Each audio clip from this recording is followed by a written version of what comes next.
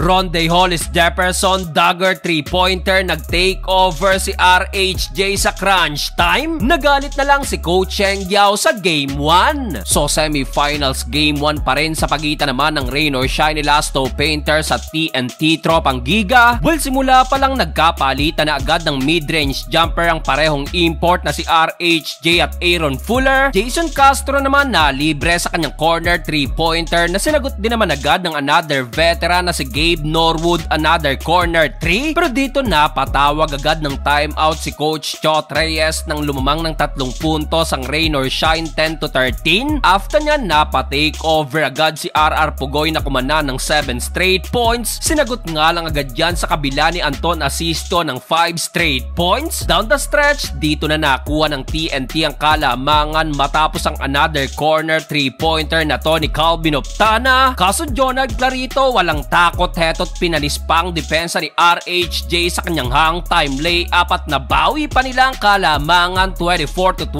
end of opening frame. Second quarter, mula pa rin sa labas ng gagaling ang opensa ng TNT, Kim Aurin wing 3-pointer, habang sa rain or shine naman sa ilalim, back to the basket shot ni Kit Datu. Nabato nga lang ng bola sa play na to si Datu ni RR Pugoy, nagkagulatan ba naman sa ere. Rondae Hollis Jefferson naman binasic lang ang 3 defender at dito kinapitan pa ni Big Bo pero no problem pa rin kay RHJ and 1. Dito nagalit na tuloy si Coach Cheng Yao kaya naman dinaan na lang sa takbuhan ng Ross ang kanilang opensa na pinanguna ni Mamuyak at Adrian Nocum. Kaya't natapos ang first half, nabawi muli ng Ross ang lamang sa low scoring ball game 43-39. Start of the third quarter, strong start para sa TNT matapos ang kanilang 14-2 run. Kalahati dyan 7 puntos galing lahat kay RR Pugoy, pinagpaglang ang depensa ni Aaron Fuller at dito umabante agad ng 8 points ang TNT. Problema pa ng rain or shine dahil may 4 na foul na rin itong si Aaron Fuller. Halos lahat pa ng basket ng Ross laging may pansagot ang TNT at dahil sa tres na to ni Stingray Ray ng Batak, pumalo pa ang kanilang lamang sa double digit. Nalog nga lang ang ulo ni Glenn Cobonti nang humampas sa floor sa play na to. Well, without Aaron Fuller, natapos ang third period sa score na 75-66 in favor of TNT. Fourth and final quarter nang finally ibalik na si Aaron Fuller, kaso grabe naman ang adjustment ng TNT sa kanilang interior defense. Halos ayaw papormahin ng mga big man ng rain or shine. Under 7-minute mark nang mabuhayan ang opensa ng Ross dahil sa back-to-back 3-pointer ng kanilang rookie na si Felix Lemeti, baba na lang sa 6 lamang 80-74. Kaso matapos yan, to the rescue na si Rondae Hollis Jefferson na kumana ng 7 straight points including itong buzzer beater dagger 3-point shot. Kaya sa uli, nakuha na rin ng TNT ang kanilang unang panalo sa likod ng almost triple-double ni RHJ, 26 points, 13 rebounds at 9 assists.